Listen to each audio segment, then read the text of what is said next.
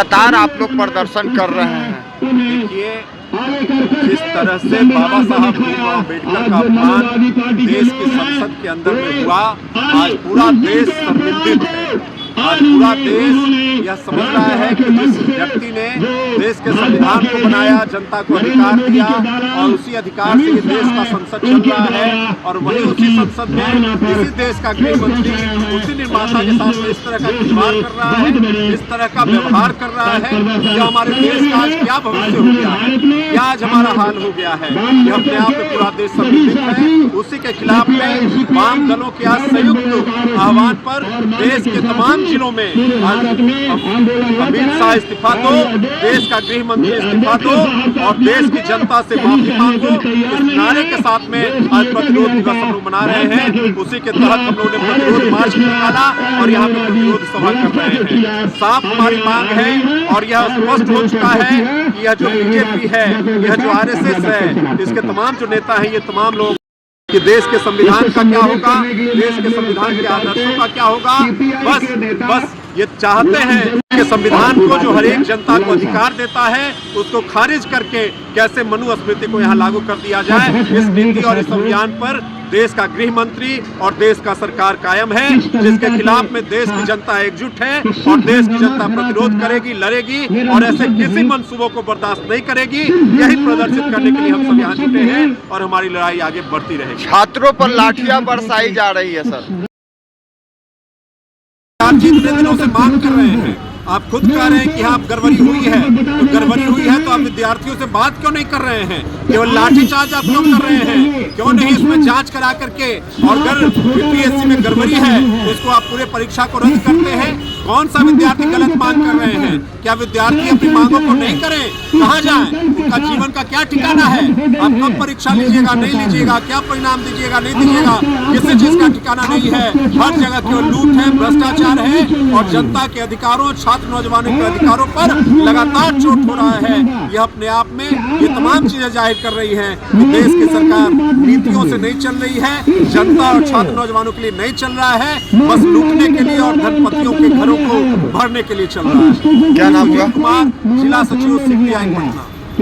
अमित शाह का विरोध प्रदर्शन कर रहे हैं, क्यों, क्या वजह है? वजह यह है जो नरेंद्र मोदी और जो भाजपा का आरएसएस का जो एजेंडा इस देश को मैं अगर इसको सबसे ज्यादा तकलीफ है तो यह बाबा साहब के संविधान से। क्यों?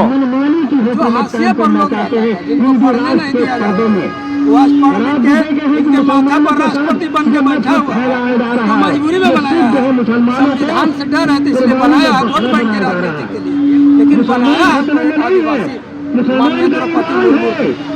और जो देखिए इनका अंदर का एजेंडा था कि देश को हिंदू राष्ट्र घोषित करेगा, तो हिंदू राष्ट्र तो तभी घोषित होगा जब संविधान खत्म होगा। तो अम्बेडकर, बाबा साहब अम्बेडकर जिन्होंने 32 डिग्री हासिल की, 9 भाषा के निर्माता थे, अभी भी जो उनके पास 200 का डिग्री है पूरे देश में मात्र 2 लोगों का है। ये अमित शाह या पता ही चरवाहा स्कूल में भी पढ़ा है कि नहीं पढ़ा है, ये नरेंद्र मोदी के पास डिग्री नहीं है, वो बाबा साहब को अपमान करेगा। वो अभी लोकसभा में इनको पता है कि 75 साल जब देश की आजादी हुआ उसके बाद बाबा साहब के कितने अनुयायी हैं, बाबा साहब के संविधान के बदौलत कितने लोग नौकरी में गए, कितने लोग मान सम्मान से जी रहे हैं, कितने लोगों का घर है, मकान है, रोटी है, रोजगार है, ये सब संविधान से। जब संविधान नहीं था तो लोग खाने के लिए तरसता था, उसके पास घर द्वार नहीं था, लोग ऐसा ही जी रहा था, मर रहा था, अत्याचार सह रहा था। लेकिन बाबा साहब का संविधान है जो हमारे जैसे लोग इस रोड पर भी भाषण दे रहे हैं और द्रौपदी मुर्मू जैसे राष्ट्रपति बने हुए, जीतन मांझी जैसे लोग सीएम बने हुए और मंत्री बने हुए। हालांकि ये लोग तो भाजपा के चाटुकार है, चिराग पासवान और जीतन मांझी। कैसे कह सकते हैं? शर्म आना चाहिए। कैसे कह सकते हैं चाटुकार है? चुनाव लड़ेगा आरक्षण के तहत, अभी बहू के लड़ाया दीपा मांझी के रिजर्वेशन सीट से। शर्म नहीं आता है इस सब। ये लोग स्वर्ग के सैर कर रहा है। संविधान नहीं रहेगा ना तो सबसे पहले जुटियावेगा यही लोग, सबसे पहले मारेगा, कहेगा भागो यहाँ से, अब तुम्हारा गया शासन। समझ में आ रहा है लोग।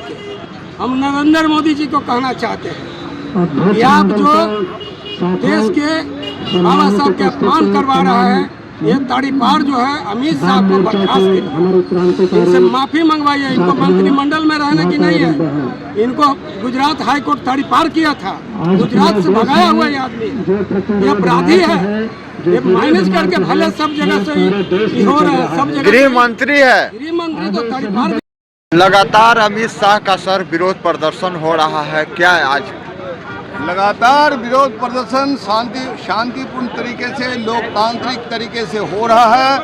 पार्लियामेंट के अंदर जिस तरह से बाबा साहेब का अपमान गृह मंत्री अमित शाह ने किया और जिसके संविधान का सहारा लेकर अमित शाह जैसे तरीपार को पार्लियामेंटारियन बनकर गृह मंत्री बनने का मौका मिला, ऐसे हमारे बाबा साहेब का अपमान नहीं सहेगा हिंदुस्तान।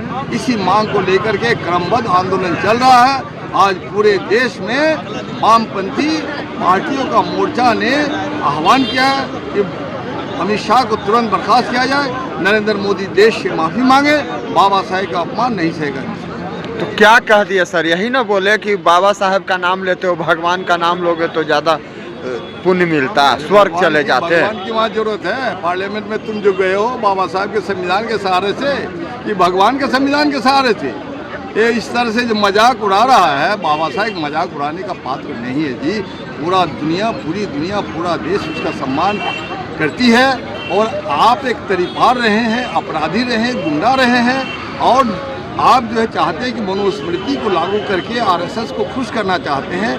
देश ने आपकी नीयत को परख लिया है, इसलिए देश बाबा साहेब के सम्मान के लिए, अपने देश के सम्मान के लिए आपका विरोध कर रहा है। इसलिए नरेंद्र मोदी की जिम्मेदारी है कि उनको बर्खास्त करे और नरेंद्र मोदी देश से माफी मांगे। सर, बीपीएससी छात्रों पर लाठीचार्ज हो रही है लगातार उन पर। नीतीश कुमार जी को पूछिए कहाँ है वो, उनको दिखाई पड़ रही कि नहीं? चश्मा उनका काम कर रहा है। जब पहले इनके चेयरमैन ने कहा कि बापू सभागार में जो परीक्षा हुई उस पर परीक्षा पत्र लीक नहीं हो, तो लीक नहीं होने का लाइन पर रहोगे। और आज जब तुमने कह दिया कि परीक्षा पत्र लीक हो गई तो उस चेयरमैन को तो बर्खास्त किया जाना चाहिए। और पूरे प्रदेश में एक ही परीक्षा होगी बीपीएससी, तो दूसरे धुरताई करके दूसरी तरह से पिछले रास्ते से ये नॉर्मलाइजेशन को ही लागू करने का इनको ख्याल है। इसलिए आज जो बापू सभागार की परीक्षा लीक हुई है और सरकार ने मान लिया, आपका नैतिक जिम्मेदारी है कि बीपीएससी की पूरी परीक्षा को रद्द करें आप और दोबारा परीक्षा लें और छात्रों को समय दें, ससमय वो उनको फिर तैयारी करने का मौका दें और तमाम छात्रों को आने जाने और एकोमोडेशन का खर्चा सरकार मुहैया करे।